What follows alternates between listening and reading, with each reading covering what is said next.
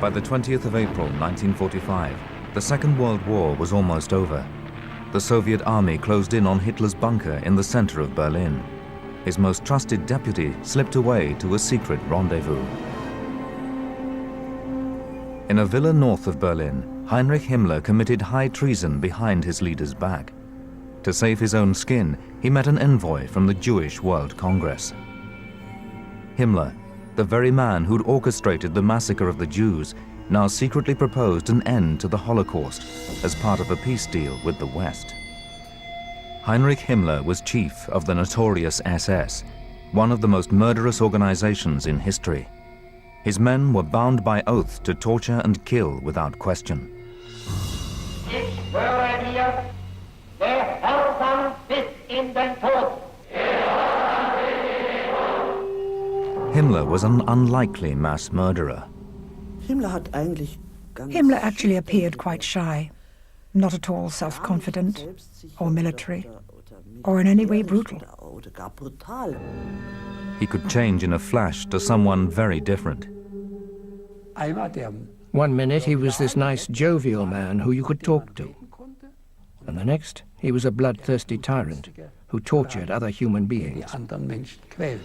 This man of violent contradictions led the Nazi crusade that drove many of his compatriots to commit some of the most bestial war crimes ever known. They knew what they were doing. Everyone in Germany has known the Ten Commandments for hundreds of years. Everyone has a conscience, and you'd have to kill it dead to join something like that. Himmler was born in Munich in 1900, in the heyday of Imperial Germany. The Himmlers were a pious middle-class family. Heinrich had a respectable childhood. He revered his father, a schoolteacher and devout Catholic who had tutored the Crown Prince of Bavaria. There was no sign of fascism or anti-Semitism in the conservative Himmler family. He was the son of a Bavarian teacher and was greatly influenced by his parental home, and there was always something pedantic and schoolmasterly about him. Intensely patriotic, the adolescent Himmler longed to serve as an officer for the German imperial forces during the First World War. His family backed this ambition. "I love warfare," he wrote in his diary, but by the time he was old enough, Germany was defeated. Missing out on the war tormented him for the rest of his life. Defeat in the First World War shook the foundations of German society to the core. Under a new center-left government, the Weimar Republic, Germany faced civil war as left fought right. While studying agriculture in Munich, Himmler joined the right-wing militia of the Freikorps. They were armed, violent, and anti-Semitic. His reading list for 1922 included many anti-Jewish tracts.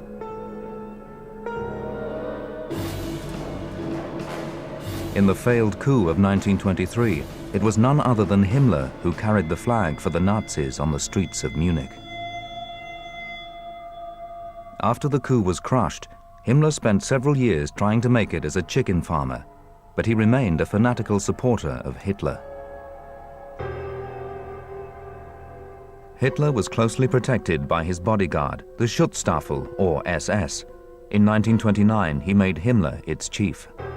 Himmler completely devoted himself to Hitler.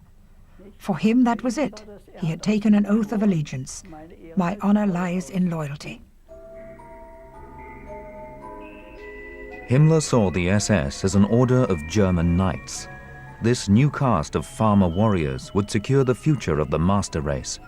They would fight to reclaim and defend the sacred soil of the fatherland. Himmler saw himself above all as a farmer, and he believed if you ruin a farmer, you ruin the land. Then you become dependent on others, and that is the downfall of a nation.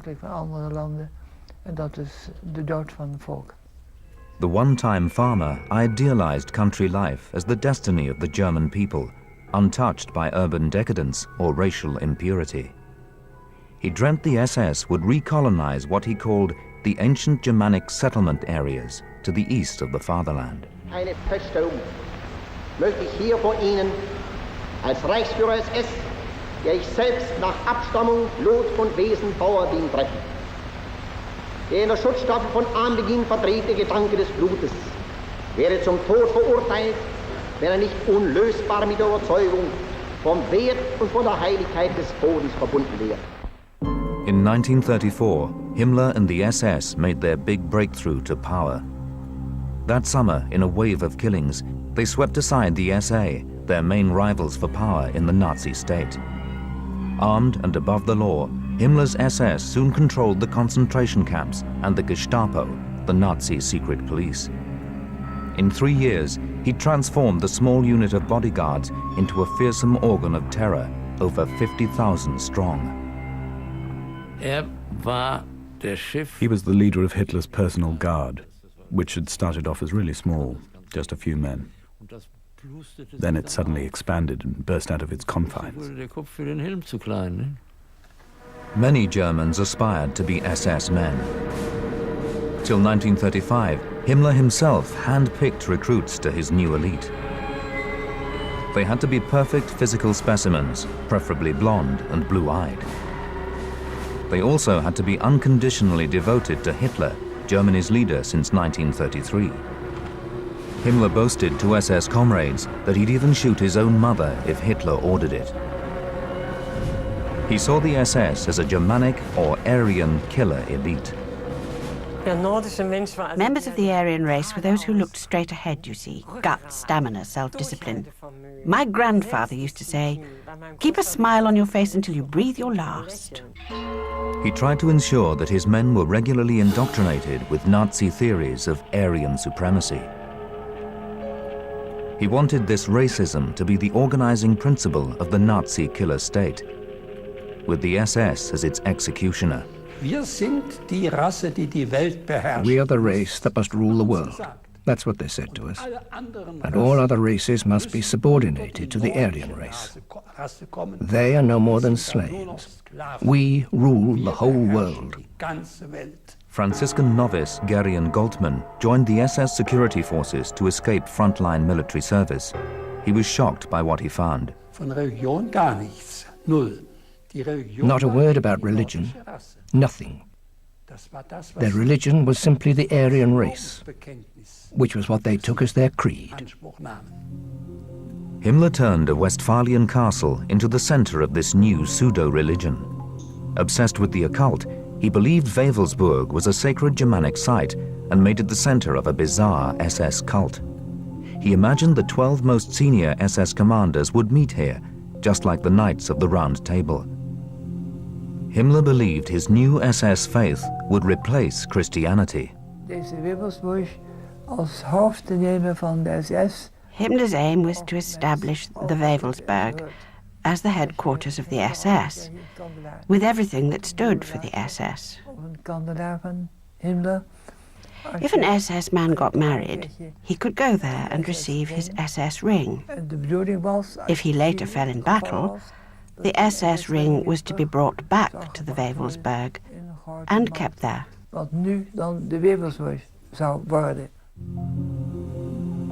Only senior SS men could wear the ring, which bore ancient Germanic symbols on the outside, and on the inside, Himmler's signature. It was also inscribed with the SS's most sinister symbol, the death's head. Wewelsburg was one of Himmler's consuming passions. He oversaw the entire project. Outside its walls, a concentration camp was built, supplying cheap labor for his lavish SS castle. SS ritual coexisted with SS terror. In the cult room, above the mausoleum, the columned room, we sanded down the marble floors by hand. Die Säulenhalle, die Marmorböden geschliffen, von Hand. The SS imprisoned Max Hollweg for refusing to serve in the armed forces. He then experienced their expertise in torture. an Unterernährung, an Misshandlung, malnutrition, maltreatment, punishment that harked back to the Middle Ages. An das Mittelalter erinnerten. Die Hände rücklings auf. Your hands were tied behind your back, lifted up until your shoulder joints dislocated. And if your body stretched so that the ends of your feet touched the ground, then you would be lifted higher again. Fußspitzen auf den Boden kam, dann wurde wieder höher gezogen. Himmler was lord of Wewelsburg. He paid 1 mark a year for it, a peppercorn rent. But he lavished 13 million marks on rebuilding it. Its design and reconstruction was carried out by a team of SS experts. The adjoining village would be flattened. At the heart of the castle, the SS elite would have their own realm of the dead, a stone crypt with walls 5 feet thick, where the most senior SS comrades, the Obergruppenführer, would be cremated and buried. Wenn die Weltgeschichte später aussprechen wird, Adolf Hitler war der größte arische, nicht nur der größte germanische Führer, dass sie dann über uns sagt, und seine nächsten Gefolgsmänner, seine Paladine, waren treu, waren gehorsam, waren gläubig, waren standhaft, sie waren es wert, seine Paladine gewesen zu sein. Himmler would use the SS to try and realize his master's dreams of world domination.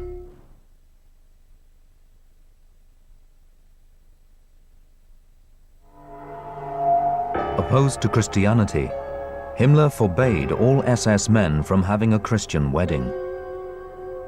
Dan heb je geen pastoor nodig of dominee nodig. You didn't need a pastor or a priest. You could do it yourself. Thuis. An SS wedding was carried out at home, with lovely music, a few close friends, and the whole family. Many SS men broke these rules and remained Christians. Himmler persisted. A committed pagan, he cultivated astrologists and clairvoyants. Even Albert Speer, a fellow Nazi, described him as half schoolmaster, half crank. A vegetarian keen on homeopathy, Himmler recommended his forces to follow suit and eat leeks for breakfast. To many SS men, these were crazy pipe dreams. His hope was that after the war, he probably knew that it wouldn't be possible during the war, he could turn all his troops into vegetarians, feed them an alcohol-free, nicotine-free diet. That was his vision for the future, and he believed that this would be the best way to continue to breed a superior German race. Himmler's demand for undying loyalty from his troops was far more successful. It's what made them such formidable warriors. The combat troops of his Waffen-SS were widely hated and feared.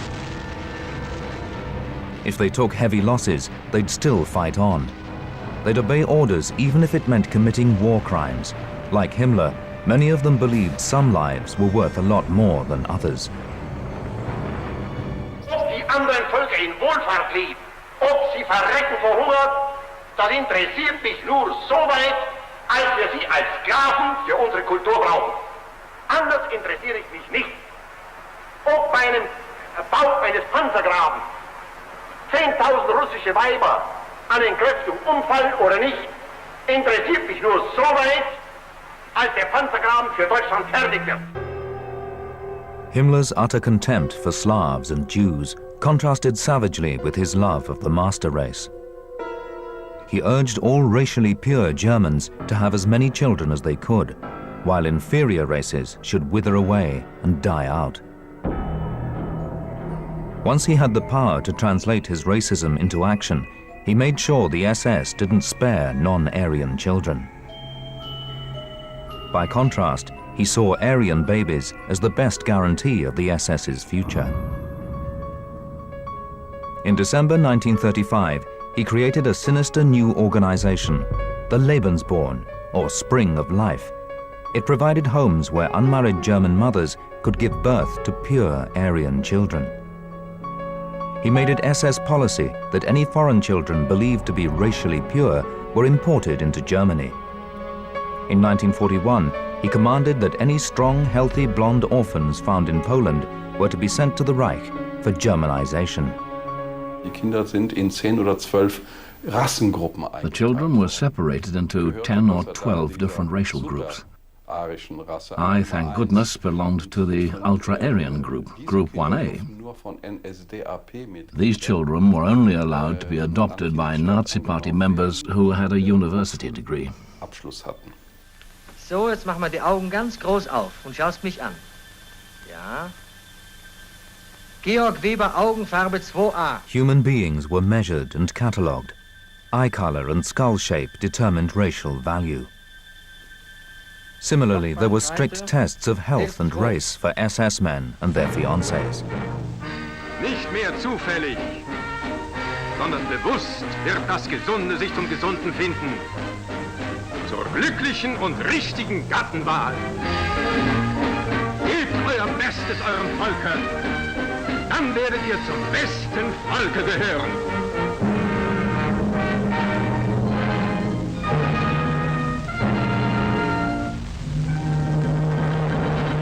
Himmler hoped these SS marriages would help create the next generation of the master race, consolidating the rule of the Third Reich. He ordered SS bachelors to get married fast. He encouraged SS promiscuity and premarital sex. When Himmler sat next to me on my wedding day, he asked whether I already had a child. No, come along, I said, for I was a respectable girl. SS men were ordered to have at least 4 children, preferably sons, in or out of wedlock. Home leave was often given to stimulate procreation. Childless SS men were paid less. Himmler encouraged them to make as many women pregnant as possible, as long as they were of German stock. Dann kam plötzlich der Adjutant und sagte, Then suddenly the adjutant came and said, "Now I'm going to say something that is for your ears only. You must not speak of it outside. This is an order of the day from Himmler to the SS." Then he read it out to us. So many young German men have died in the Polish campaign, and they must be replaced. And in Germany, swarms of suitable girls are waiting for the soldiers. Girls who would gladly sleep with them to give the Führer new children.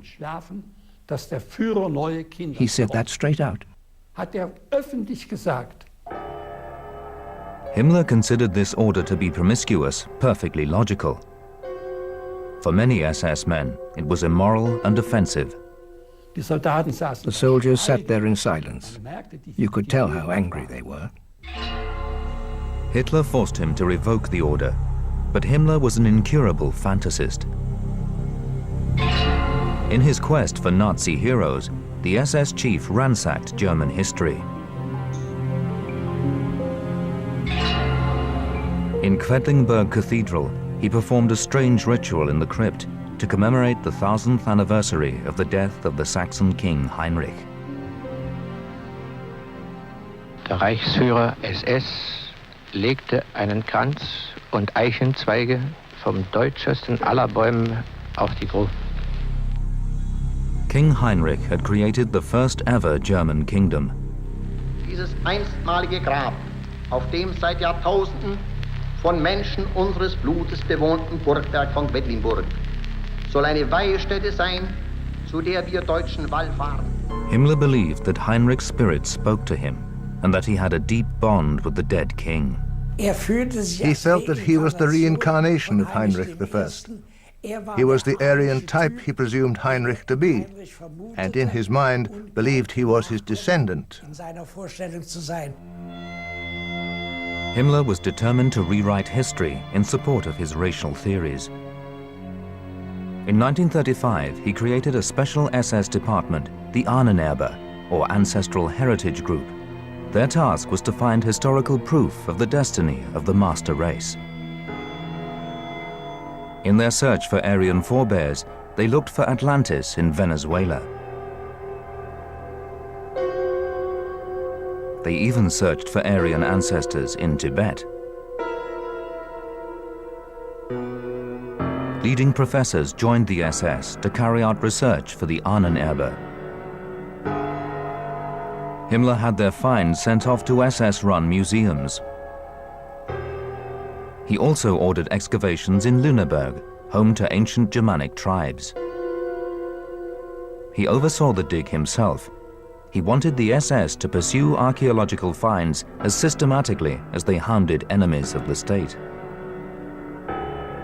Wir werden diese Grabungen nicht etwa, weil wir der Wissenschaft in irgendeiner Form Konkurrenz machen wollen, nein, sondern weil wir mit der Wissenschaft zusammen weltanschauliche Dinge suchen wollen, ganz konsequent fortsetzen.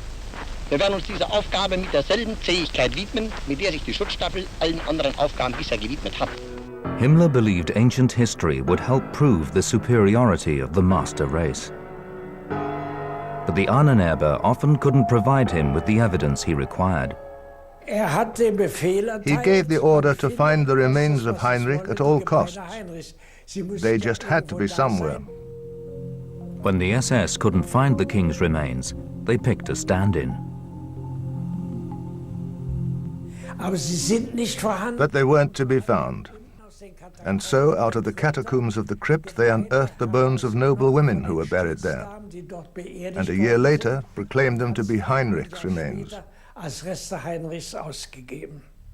Hitler was unimpressed by many of Himmler's pagan fantasies. He permitted them because he knew how vital the SS was to Nazi rule. For his part, Himmler believed Hitler was the greatest genius ever. Gripped by the Führer's charisma, Himmler worshipped him as the Nazi savior, spiritually predestined to change the world. Himmler had a penchant for the esoteric. And if you have such leanings, then you are more susceptible to personalities with strong magnetism. And especially Himmler, at the beginning, when he built up the police state. He had a strong fixation for Hitler. From the start, Himmler's police state was predicated on terror. The Nazis had already pioneered the use of concentration camps for political prisoners.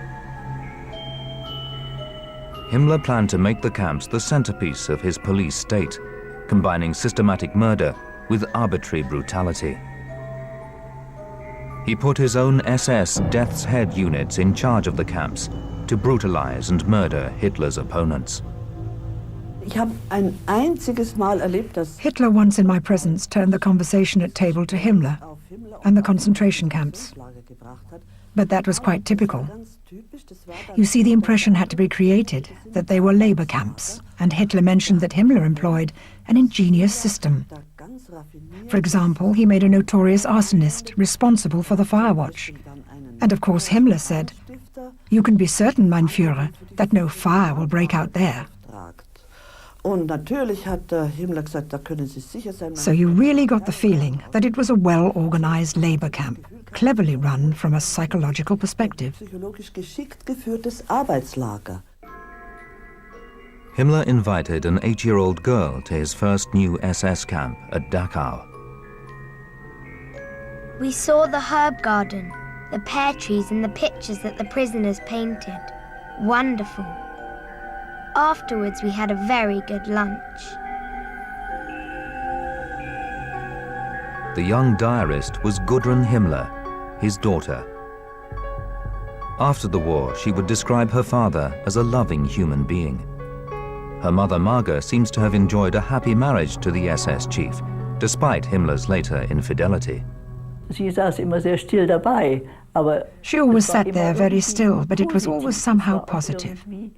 She had a definite presence, even if she didn't say anything. And Gudrun was so little at the time. When he was there and Gudrun was with him, he was terribly nice to her.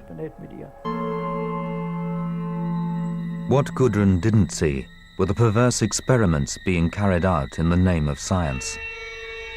Himmler took a particular interest in the murderous work carried out in Block 5. He had a friend and protege in Dr. Sigmund Rasche. Himmler encouraged him to use humans as fodder for his research. One experiment on hypothermia involved complete immersion in ice-cold water. Dr. Rasche said, "So in you get, you scoundrel." And I got in. Jerzy Schibek was one of many prisoners exposed to extreme hypothermia. Only a few survived. All at once I felt cold and pain in my knee, and terrible pains all over my hands. And then I lost consciousness. In a letter to Russia, Himmler requested further experiments and asked to be kept up to date. Russia obliged. He carried out lethal experiments to test pilots' ability to fly at high altitude. There were further casualties. In the air pressure experiments alone, over 80 people were killed. Himmler was completely indifferent to their fate.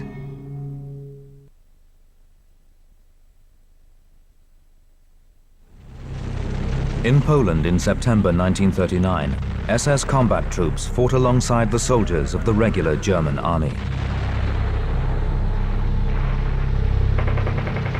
Behind the lines, other SS units liquidated the Nazis' political opponents. Hitler took great pride in the military exploits of the SS. One of its commanding officers, Sepp Dietrich, here seen with Himmler, was regarded as a Nazi hero. Many regular German soldiers suspected the SS leader's long-term plans. My impression was that there was something almost repulsive about him. He was always very pasty-faced, made an unhealthy impression, and was nervous in his movements. He covered it up by being very self-assertive.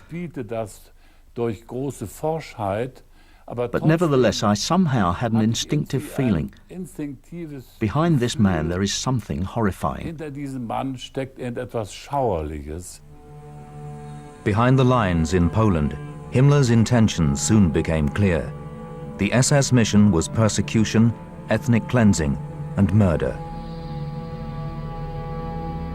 Within a year, Himmler's men had terrorized and uprooted 1 million Poles and 300,000 Jews. But Hitler soon wanted to pursue his racial ideology to its murderous conclusion. He knew that in this, Himmler and his right-hand man Reinhard Heydrich would obey him without question. By 1941, Himmler had developed the SS into a perfect instrument of mass murder. It now numbered nearly 250,000 men and was still growing fast. Himmler was a man with tremendous energy and enormous drive. That's why he was able to be such a fatefully perfect organizer. With the invasion of the Soviet Union in June 1941, a new phase began. The Eastern Front was the scene of an SS war of extermination. Behind the front lines were the SS Einsatzgruppen, or task forces, whose mission was to subjugate all Slavs and annihilate all Jews. Their victims often suspected nothing. Als der Krieg anfing, wollten wir noch flüchten. When the war began, we wanted to flee, but my grandfather said, "What if the Germans do come? I know them from the First World War. They are very cultured people. What could be better than German culture?" Was war schon höher als deutsche Kultur?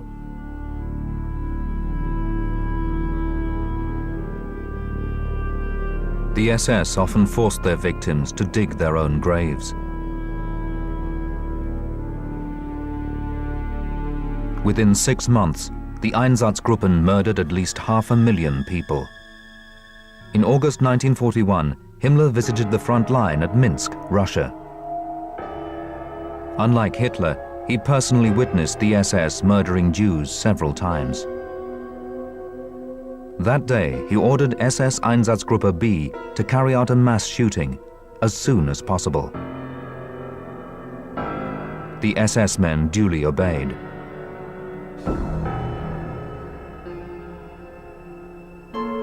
Outside the city gates, 100 prisoners were led to a freshly dug trench. They were ordered to climb down and lie in it, face down. Then the SS opened fire.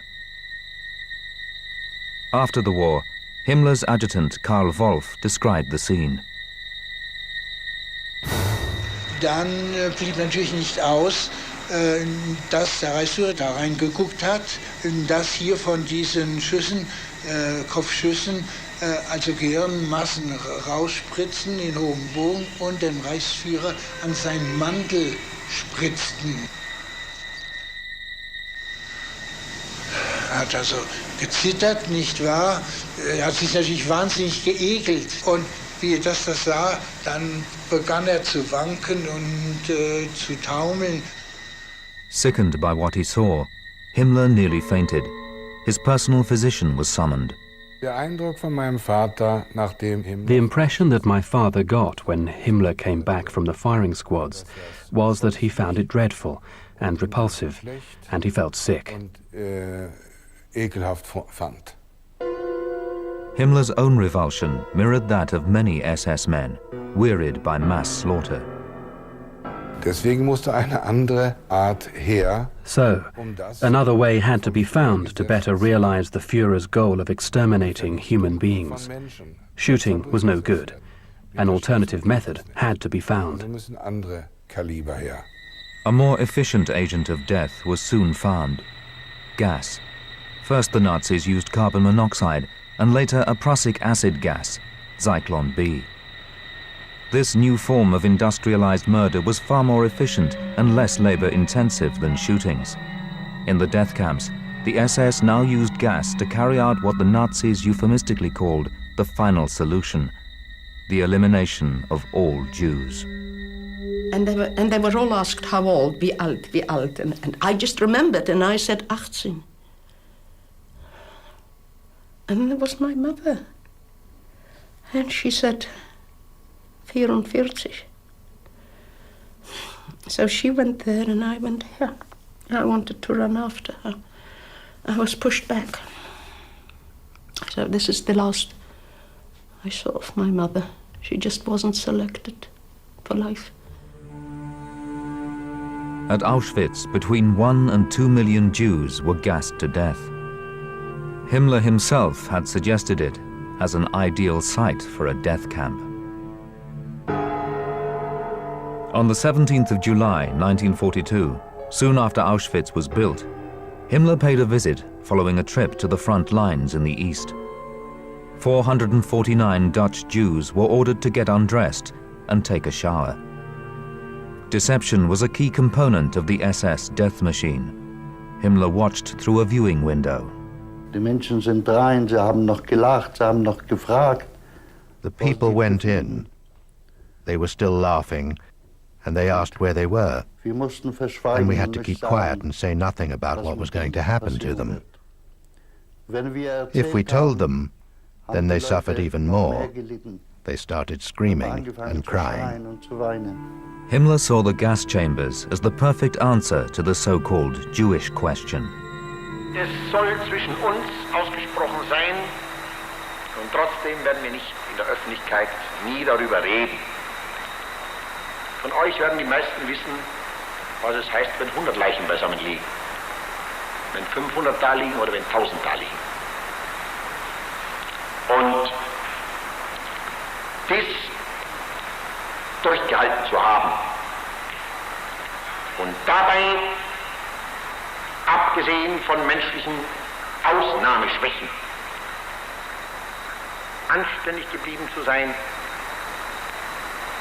hat uns hart gemacht und ist ein niemals genanntes und niemals zu nennendes Ruhmesblatt. In August 1943, Hitler rewarded Himmler by appointing him Minister of the Interior. Himmler was now the second most powerful man in the Third Reich. Yet he remained quiet and unassuming. Once it so happened that Himmler escorted me to dinner. You see, every man was assigned a female partner at table. The table arrangements had always been made beforehand. And that was the first time I actually really met Himmler personally, in a private capacity. And my first impression was that he was actually quite an inconspicuous and insignificant man, more a senior schoolmaster type. As Hitler's empire grew, Himmler ran out of Aryan recruits and was forced to relax selection policy for SS combat troops. Reichsführer SS Heinrich Himmler besichtigt eine neu aufgestellte Freiwilligendivision. Die Soldaten dieser Division sind Musulmanen aus dem europäischen Südosten. Auch sie erhalten die bewährte Grundausbildung der deutschen Wehrmacht. Throughout the war, Himmler sought to replenish Germanic stock by every means at his disposal. In late 1941, he ordered the mass kidnap of racially pure Polish children. SS men duly obliged, combing occupied territories for suitable candidates. Aufgewacht, geheult, woke up, cried, tired, was put on the table. Then there were lots of people and 2 dogs. Alois Fadecki was 3 when the SS came for him. Ungefähr 3 Kilometer. Mothers had to carry their children for around 3 kilometers. They were snatched from their arms and distributed between the trains in the wagons. And on the wagons it said, Polish children to feed the Reich. Children from Poland, Russia and Ukraine were stolen and imported. Over 200,000 were adopted by German families loyal to the Nazis. Many never found out who their real parents were. For 12 years, Alois Fadecki's mother had no news of her son. A German couple had adopted him. The Bindenbergs were Nazi party members with contacts at the highest level. One day, Alois met an important visitor at his new home. Once Himmler was there, and he stroked my hand. I was blonde and looked very angelic. He said, "National comrade or party comrade," I can no longer remember exactly what he said, "you have a beautiful boy. What's your name then?" I said, "Alfred." My name was originally Alois. And then he stroked my hair and then said, "Come here and sit on my lap." And so I sat there. "Yes," he said, "one day you will be a good SS officer." Himmler himself procreated outside marriage with his secretary and mistress, Hedwig Podhast, nicknamed Herrchen, or Bunny. There is only one surviving photo of the couple together. She bore Himmler 2 children. Die Art, wie das Häschen, wie sie genannt wurde. The way that Bunny behaved within the very intimate circle in which she was known was actually a distinct relief for Himmler. Doch eine gewisse Erleichterung für Himmler und eine gewisse... He had a certain kind of romantic streak, which he was able to fulfill through her. Himmler wanted to divorce his wife Marga, but his mistress discouraged the idea. Despite his long affair, he managed to maintain an affectionate relationship with Marga, seen here after the end of the war with his daughter Gudrun. Himmler planned to allow polygamy for worthy Germanic men. Fellow Nazi Martin Bormann backed the plan. Unser Vater hat ja mit Himmler die Idee vertreten. Together with Himmler, our father favored the idea that they should be given permission to take a second wife Mehrfach-Ehe genehmigt bekommen or have a polygamous marriage after the war in order to replenish the awful loss of life from the war more quickly. Volkes schneller wieder aufgefrischt würden.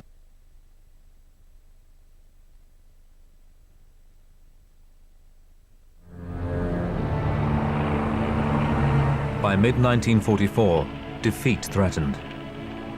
Bombing of German cities intensified. Forced to retreat on all fronts, the Third Reich also faced internal dissent. Hitler had long suspected that some elements in the regular army were opposed to him.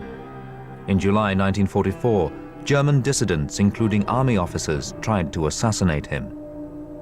The SS led the campaign of revenge against the conspirators. But secretly, Himmler was already looking for a way out. he put out feelers to the west. Reports to this effect soon landed on the desk of Winston Churchill. The British leader rejected out of hand any possibility of negotiating with the SS chief.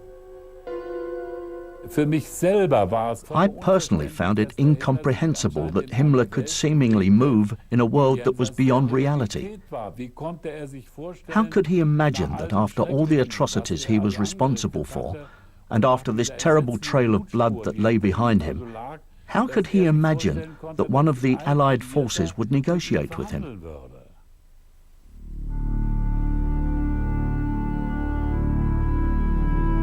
To the east, the mass murder continued.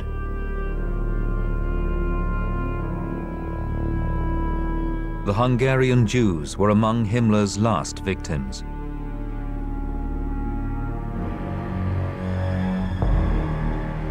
In Western Europe, the SS were supervising the construction of the Nazis' new secret weapon.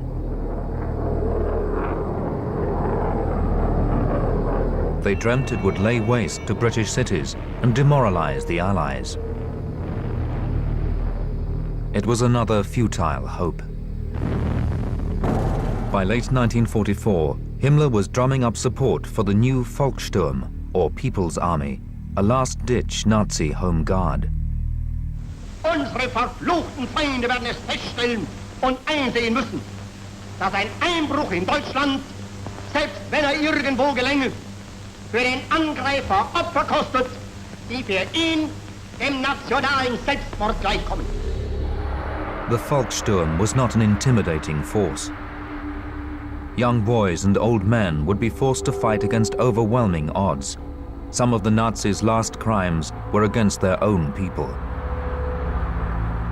But now, Himmler was given a full military role at the front.